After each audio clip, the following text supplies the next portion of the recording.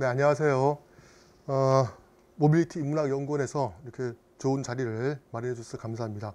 오늘 모빌리티 자기 확장의 욕망이라는 주제로 강의를 시작하도록 하겠습니다. 수업 개요를 간단하게 보겠습니다.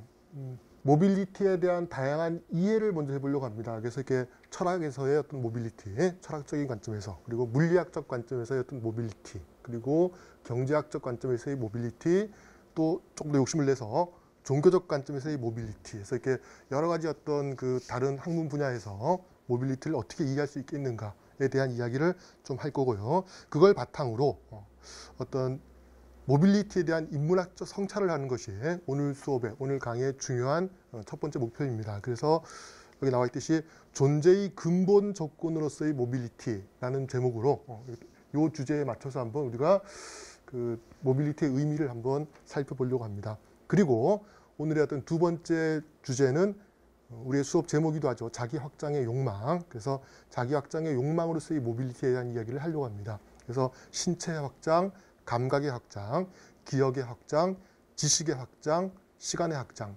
그리고 공간의 확장까지 한번 다뤄보려고 합니다.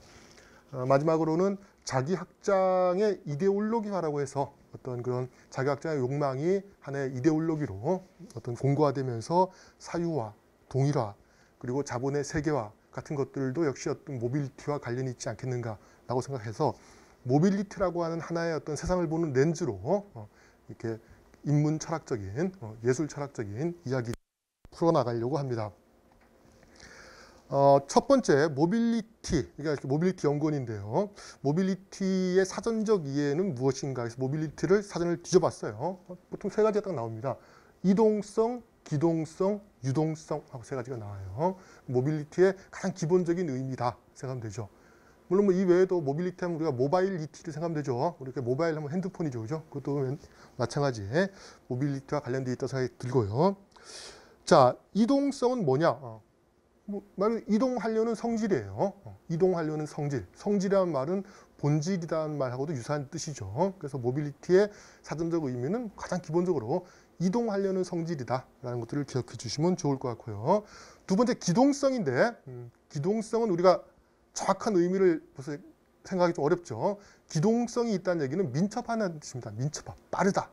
우리가 왜 이렇게 모바일로 뭔가를 딱 보면 굉장히 빨리 볼 수 있죠. 그랬을 때 우리가 모빌리티의 중요한 개념이 처음에 그냥 모빌리티 그러면 이동만 생각하는데 거기에 기동성을 좀 넣으면은 모빌리티에 대해서 조금 더 풍부한 이해가 가능하지 않겠는가라는 생각이 들고요. 마지막으로 유동성인데요. 유동성은 유동적이라는 말은 이렇게 물 흐르듯이 움직인다는 뜻이고요. 그 움직임과 함께 변화를 의미합니다. 그래서 우리가 유동성이 좋다라고 했을 때는 뭔가 좀 변화할 수 있다라는 뜻이라고 생각하시면 됩니다.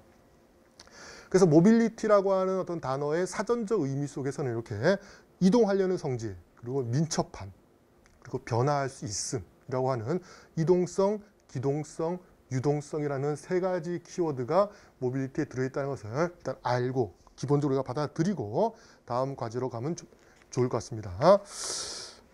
의미 계속 적어놨어요. 자, 모빌리티에 대한 철학적 이해입니다. 철학적 이해. 과연 철학적으로는 어떻게 모빌리티를 생각할 수 있겠는가? 이 단어 그대로죠. 이동성, 기동성, 유동성과 관련되어 있습니다. 그래서 인간은 이동하려는 존재이다 라고 생각할 수 있죠. 근데 여기서 조금 더 몇 가지 말을 집으면 빠르게, 그죠? 빠르게 이동하려는 존재이다. 이동하는 존재이다. 또는 이동하려는 존재이다. 다 마찬가지죠. 잘 생각해 보면은 우리 인간의 본질에 대해서 우리 인간의 본질을 어떻게 잡을 것인가? 그래서 뭔가 계속 이동하려고 하고 좀 더 빨리 이동하면 더 좋죠. 자동차를 타도 좀 더 빨리 달리고 싶어서 우리는 엑셀러를 밟습니다. 그죠? 그러니까 우리가 빠르게 이동하려는 존재다라고 하는 것은 인간이 어떤 존재인가라고 질문했을 때 하나의 철학적 대답이라고 할 수 있겠죠. 그리고 조금 전에 있었던 어떤 유동성과 관련해서 인간은 항상 변화를 꿈꾸는 존재이죠. 인간은 항상 변화를 꿈꾸는 존재이고 하나 더, 그죠? 기동성과 유동성을 합치면은 인간은 주변 상황에 맞춰 스스로를 변화시킬 수 있는 존재이다 라는 이야기를 할 수가 있습니다. 그래서 우리가 모빌리티라는 어떤 하나의 렌즈를 가지고 철학적으로 인간을 규정해 본다면은 인간은 빠르게 이동하려는 존재이다 또는 이동하는 존재이다. 그리고 인간은 항상 변화를 꿈꾸고 있고 그리고 주변 상황에 맞춰 스스로 계속 변화시키면서 적응해 나갈 수 있는 그런 존재다라는 이야기를 할 수 있습니다. 이번에는 조금 다른 학문 분야를 가지고 오겠습니다. 물리학을 가지고 얘기를 해보고 싶은데요. 자, 물리학하면 우리는 딱 떠오르는 게 이거밖에 없죠. E는 mc제곱. E는 mc제곱. 여기에서 우리가 모빌리티를 한번 발견해 봅시다. E는 mc제곱. 대충 무슨 뜻인지 알고 있죠.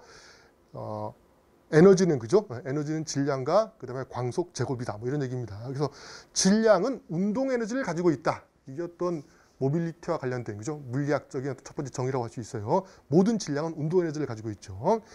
질량이 있는 모든 물질은 운동을 할 수 있다 또는 할 수 있어야 한다. 왜? E는 mc제곱만 가지고 보면은 질량을 가진 모든 물질은 운동을 할 수 있다가 되겠지만 사실 운동할 수 없는 질량을 가진 물질도 있습니다. 그게 뭘까요? 우리가 생각하는 엔트로피라고 들어보셨죠? 물리학에서 엔트로피는 물리학적 쓰레기예요. 질량만 있고 운동은 할 수 없는 것을 우리는 엔트로피라고 합니다. 그랬을 때 질량이 있는 모든 물질은 운동을 할 수 있다가 어떤 물리학의 첫 번째, 그죠? 어떤 모빌리티의 물리학적 이해라고 한다면은 조금 다음 단계로 그에다 어떤 그 반대 측면, 반면을 보자면은 물리학적 쓰레기도 있다. 그래서 물리학적 쓰레기는 질량만 있고 운동은 할 수 없다라고 생각하시면 됩니다. 엔트로피 증가의 법칙이라고 한 번쯤 들어봤죠. 뭔지 정확히 잘 모르시는 분들도 있죠. 그러니까 운동을 하고 나면은 그죠? 모든 우주의 물질은 다 운동을 해요. 운동을 하는데 운동을 하면서 조금씩 어떤 운동할 수 있는, 그러니까 재생할 수 없는 에너지들이 나온다는 것입니다. 그리고 재생할 수 없는 에너지가 다 나오고 나면은 그 물질은 더 이상 운동할 수 없게 되는 거예요.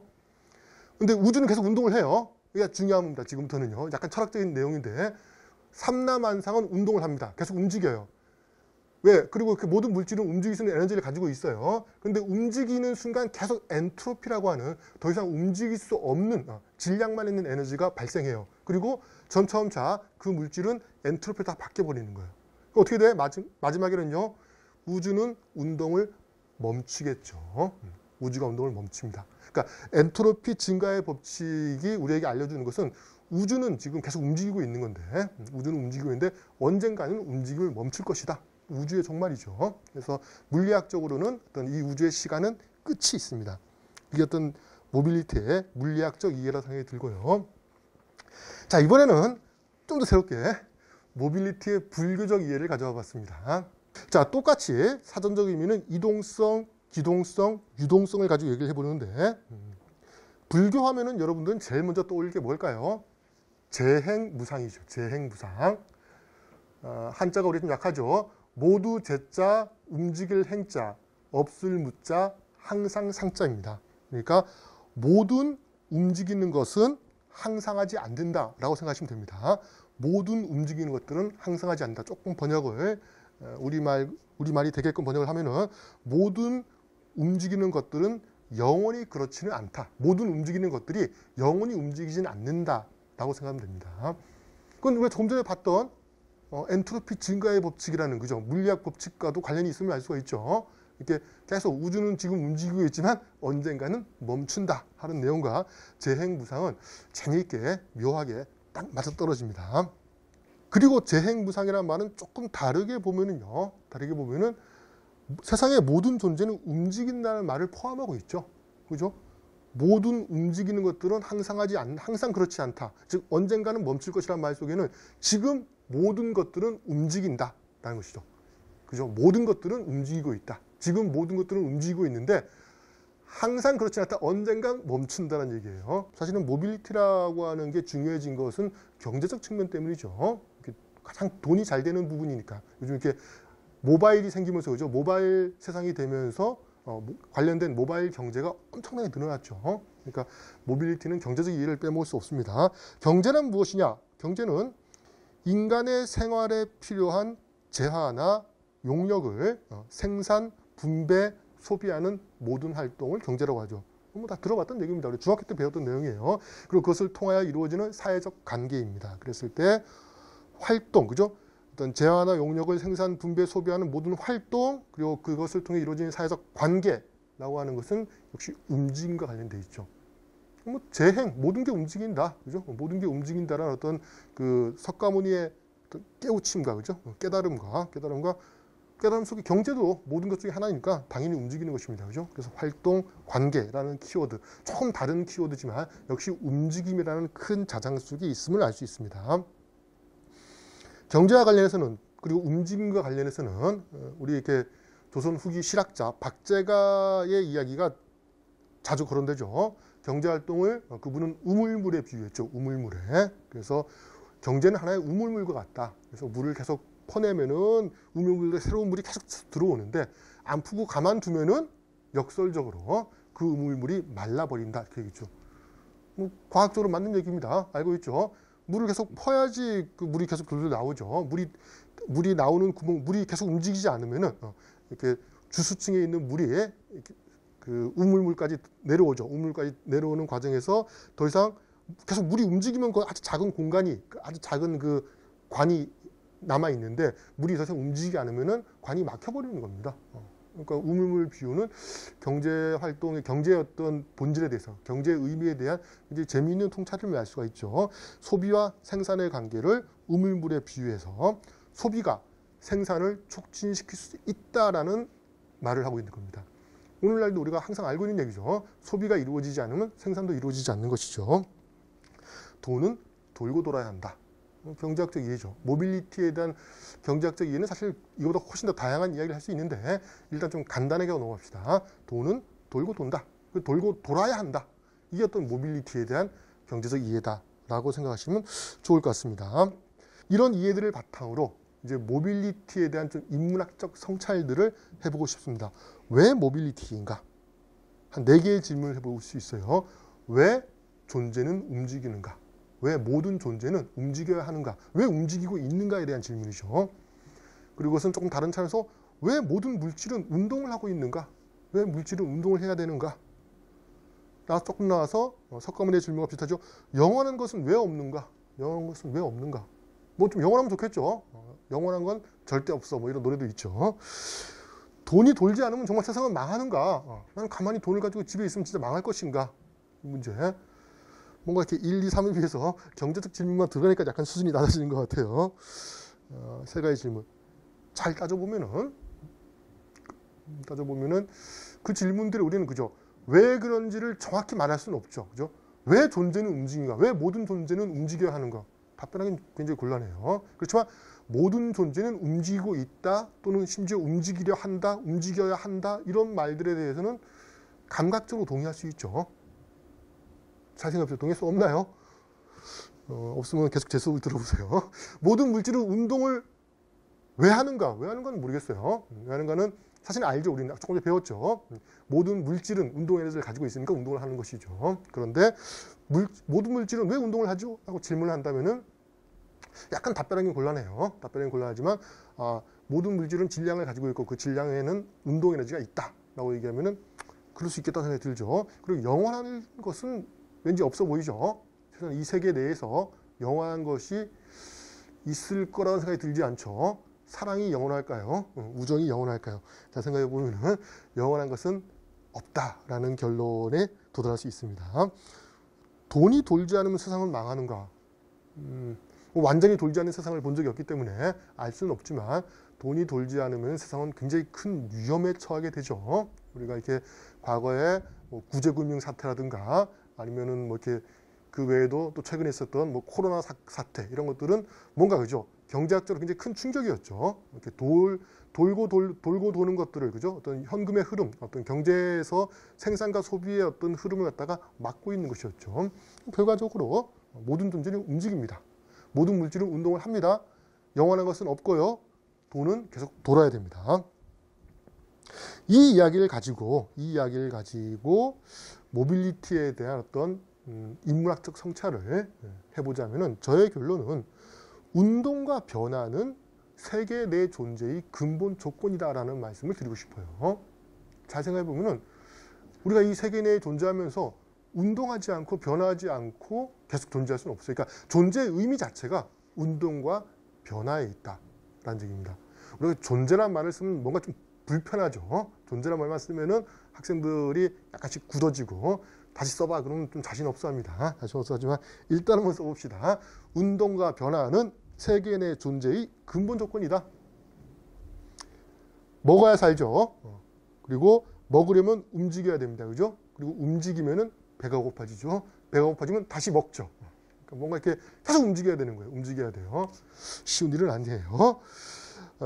우주에 엔트로피만 가득 찬다면 물리학적으로는 종말이다. 계속했던 얘기고요. 세상의 모든 것들은 움직여야 존재의 의미를 보장받는다.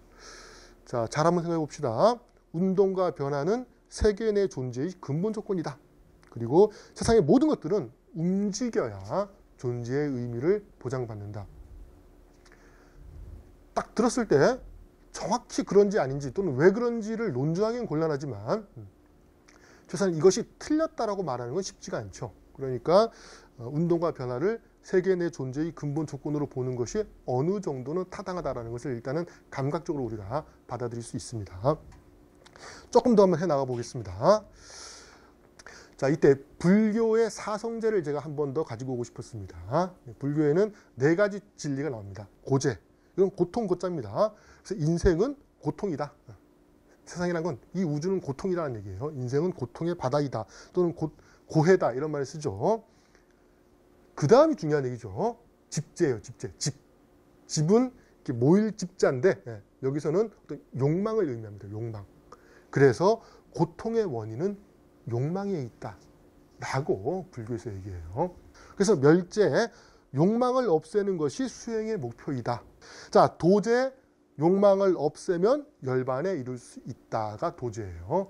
그러니까 모빌리적 관점에서 이 세계를 성찰해 보면은, 그죠? 세계 내 존재는 움직여야지, 그죠? 존재의 의미를 인정받는다고 했는데 왜 움직이려고 하느냐? 욕망 때문이죠. 즉 세계 내 모든 존재는 욕망을 가지고 있습니다. 욕망, 뭔가를 하려고 하는 어떤 힘이죠. 힘입니다. 프로이트의 뭐 이론을 소개하기는 그렇지만 프로이트가 우리의 의식과 관련해서 가장 중요한 4개의 키워드를 내세웠죠. 리비도, 이드, 초자, 자아에 대한 얘기합니다. 리비도는 뭡니까? 리비도는 본능적인 충동의 에너지예요. 속에서 부글부글 끓어오르는 거다. 뭔가를 하려고 하는 에너지입니다. 파괴할 수도 있고요. 뛰어나갈 수도 있고 움직일 수도 있고 모빌리티와 관련된다면 움직임이죠. 그죠? 끊임없이 움직이고 싶어하는 그 욕망이 리비도예요. 근데 그 움직임은 굉장히 좀 파괴적입니다. 그래서 주변 사람들은 신경 쓰지 않아요. 그러므로 이드를 통해서, 그죠? 이드는 리비도의 저장고입니다. 이드는 리비도의 저장고. 움직이지 못하게 어떤 리비도의 힘을 좀 가둬두는 곳입니다. 근데 계속 가둬두면 리비도는 가만히 있지는 않기 때문에 폭발하게 됩니다. 그러니까 이드가 더 이상 리비도를 보관할 수 없게 되면 폭발해버리죠. 그래서 이드는 끊임없이 리비도를 이렇게 분출시키려고 해요. 그것들을 못하게 감시하는 존재가 초자아입니다. 그리고 초자아와 이드 사이의 갈등을 중재하는 게 자아입니다. 그 이드, 초자, 자아라고 하는 건 인간 의식의 어떤 3가지 작동 원리입니다. 작동 원리인데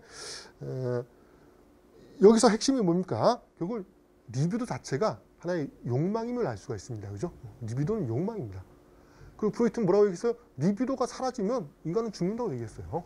그러니까 사람이, 그죠? 사람이 리비도의 어떤 욕망대로 움직이면은 이 세상에 살 수가 없어요. 인간은 사회적 존재예요. 근데 리비도는 굉장히 개인적이에요. 이 사회가 어떻게 되는지는 신경 쓰지 않고 자기 마음대로 하고 싶어하는 그런 욕망입니다. 근데 그 욕망을 그대로 두면 어떻게 돼요? 그대로 두면은 사람들은 서로 싸우고 다 죽겠죠. 그래서 뭔가 이렇게 그것들은 막아야 돼요. 리비도의 욕망은 막아야 되는데 이 리비도의 욕망 자체가 삶이에요. 인생이에요. 그래서 리비도의 욕망을 계속 막고 있으면 막고 틀면 어떻게 해? 그는 죽는 거예요. 혹은 리비도의 욕망을 뭔가 이렇게 바늘로 푹 뺄 수 있다. 그죠? 뭔가 구멍을 내서 뺄 수 있다고 하면 빠지는 순간 그는 죽는 겁니다. 불교의 사상제도 마찬가지예요. 인생은 고통의 바다이다. 그죠? 고라고 하는 것은 어떤 존재의 본질인 거예요. 고통이라고 하는 것은. 그러니까 우리가 산다는 것은 고통이에요. 근데 고통에서 벗어나기 위해서 완전한 고통에서 완전히 벗어나려면 어떻게 해야 돼요? 죽어야 되는 거예요. 그죠? 죽음이죠. 그러니까 어떤 고통이라고 하는 것 자체가 우리 삶의 어떤 조건이다. 라는 것을 생각하면 좋겠어요. 이제 근본적인 얘기들이죠. 모빌리티가 어떤 세계 내 존재의 근본 조건이다. 그리고 불교에서는 그것을 고라고 얘기했다. 고통스러움이라고 얘기했고, 그리고 정신분사에서는 그것을 리비도라고 얘기했다. 라고 생각하면 어떨까 싶습니다. 욕망을 지닌 존재의 딜레마라는 얘기를 하고 싶은데, 욕망 자체가, 그죠? 조금 전에 아까 얘기했던 그 모빌리티처럼 욕망, 모빌리티의 동력을 이루는 욕망도 결국은 존재의 조건입니다. 욕망이 없으면 존재도 없어요. 욕망은 물질의 운동 에너지와 같습니다. 인간은 죽을 때까지 욕망에 시달리지만 욕망이 완전히 소멸하는 순간 죽음을 맞게 되는 것이죠. 그러니까 욕망은 우리는 받아들여야 돼요. 그러니까 욕망대로 살 수는 없습니다. 욕망대로 살 수는 없지만 그 욕망을 거부하고 욕망을 완전히 없앤다는 것도 사실은 불가능한 노력이다 라는 생각이 들어요. 그래서 욕망은 고통의 원인이지만 삶의 원동력이기도 하다. 그죠? 욕망은 고통의 원인이지만 삶의 원동력이기도 하다.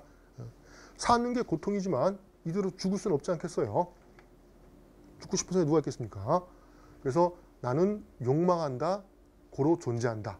이런 말 들어보셨죠? 사실 이런 말이 있습니다. 그러니까 프로이트적인 관점에서 봤을 때는 욕망하니까 존재하는 거예요. 이런 이야기들, 우리가 처음에는 모빌리티 시작했지만 모빌리티란 말 속에는 어떤 욕망이라는 것이 들어있다는 생각이 들고요. 이제 오늘의 어떤 대망의 결론에 이릅니다. 결국 모빌리티라고 하는 것은, 그죠? 모빌리티가 무엇인지를 규명하는 것은 여러 가지가 가능할 텐데 오늘 우리 수업에서는 자기 확장의 욕망이라는 키워드를 가지고 모빌리티의 어떤 의미를 재확인하고 더 나아가서 그 모빌리티라는 어떤 하나의 렌즈로, 그죠? 이 세계를 해석하는데 유용하게 사용하려고 합니다. 역사적으로 볼 때 모빌리티 차원에서 인간의 욕망은 자기 확장의 욕망으로 발현되었다라고 생각이 들어요. 무슨 소리냐? 조금 더 봅시다. 어떤 자기 확장 일형시라고 제가 규정했는데 기계나 도구를 이용해서 신체를 확장하는 게, 그죠? 우리의 어떤 자기 확장의 욕망이죠. 그러니까 왜 점점 세상이 모빌리티 세상으로 바뀌게 되었는가라는 말 속에는 점점 사람들이 더 빨리 움직이게 되었다는 뜻이죠. 더 빠르게, 더 많이 움직이는 세상이 되었는데 이 움직임은 사람들은 더 빨리, 더 많이 움직이기 위해서 자기를 확장시켜 나가는 겁니다. 그죠? 확장시켜 나가는데 첫 번째는 기계나 도구를 이용하는 겁니다.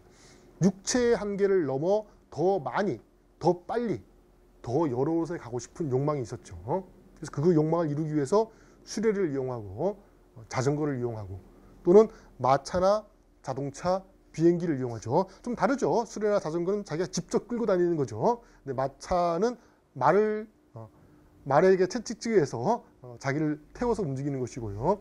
자동차나 비행기는 마찬가지죠. 기계를 이용해서 기계에다가 기름을 부어서 더 빨리 가게 하는 것이죠. 그래서 자기 확장의 일형식은 어떤 기계나 도구를 이용한 신체 확장이다 라고 생각을 했어요.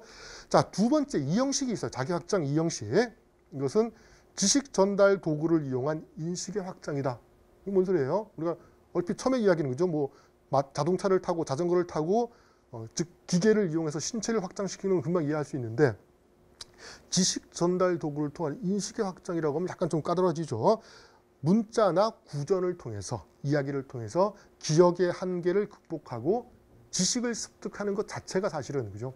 자기 확장에 대한 욕망이죠. 자기 확장에 대한 욕망이 어떤 식으로 발현되었는가, 어떤 형식으로 자기 확장을 이뤘는가로 생각했을 때 우리는 마차나 자동차를 타고 어떤 신체의 확장만 이룬 것이 아니라, 그죠? 지식을 전달하는 도구, 더 구체적으로 문자 또는 문자가 없는 시절에는 어떤 구전들, 그죠? 굉장히 어떤 운율을 가지고 길게 이야기되는 구전 또는 어떤 서사적인 구조를 가지고 나오는 스토리, 신화 이런 것들을 통해서 기억의 한계를 극복하고 새로운 지식을 습득하죠. 그 지식 속에는, 그죠? 직접 경험하지 않은 세계를 간접적으로 이해할 수 있는 어떤 인식의 확장을 주기도 하죠. 그러니까 지식이라고 하는 것이 단순히 뭐 어느 집에 소가 몇 마리 있다, 뭐 이것만 지식이 아니라, 그죠? 다른 사람의 삶, 어디에 갔더니 거기에는 소가 밭을 매지 않고 말이 밭을 매더라, 뭐 이런 식의 이야기들이 있죠. 이야기를 통해서 내가 경험하지 않은 세계에 대해서 우리는 이해할 수 있죠.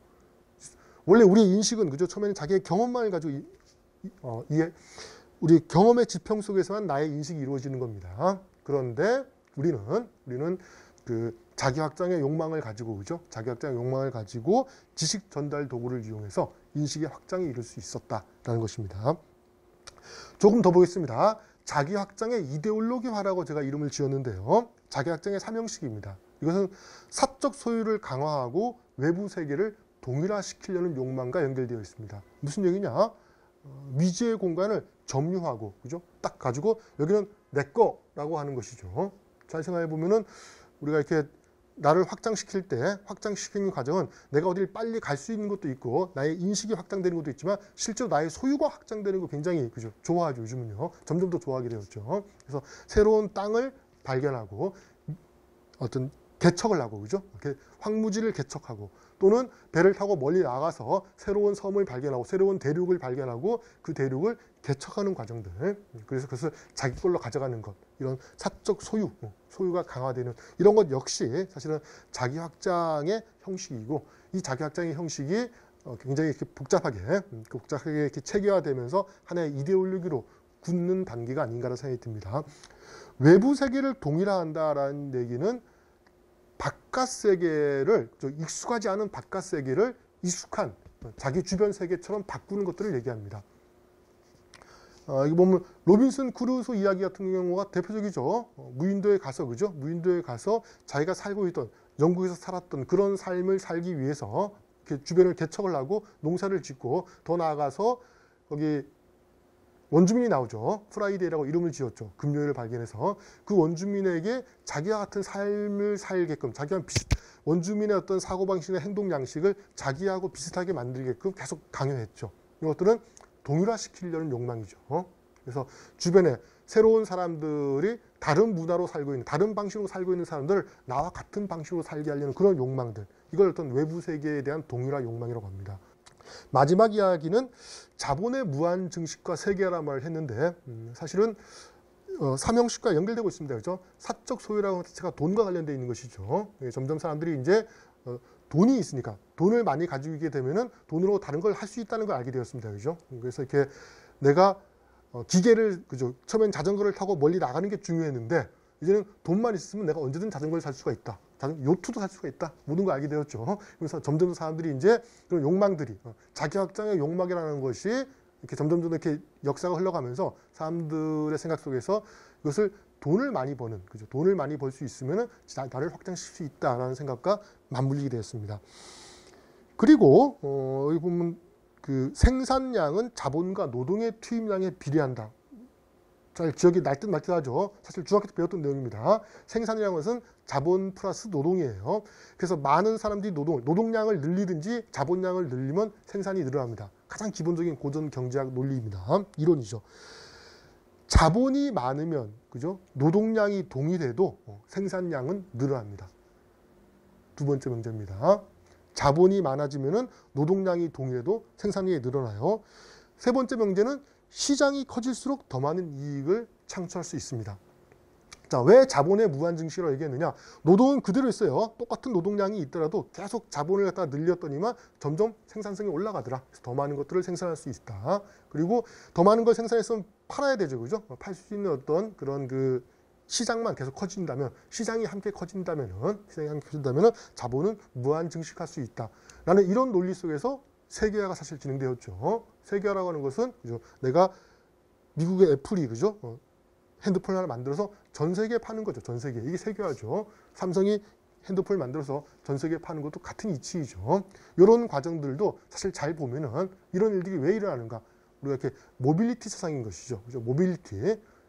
우리의 존재 자체가 움직여야 되는 존재이고 이 움직임 속에는 욕망이 들어있는 거예요. 그죠? 욕망이고 뭔가 확장시키고 커지려고 하는 욕망인데 이 커지는 자기 확장이라고 하는 욕망 자체가 조금씩 형태를 바꿔가면서 형식을 바꿔가면서 마지막에는 이렇게 자본의 무한 증식과 세계화라는 어떤 키워드하고 만날 수 있다라는 생각이 듭니다. 여러분들이 수업을 잘 따라와 주셔서 감사합니다.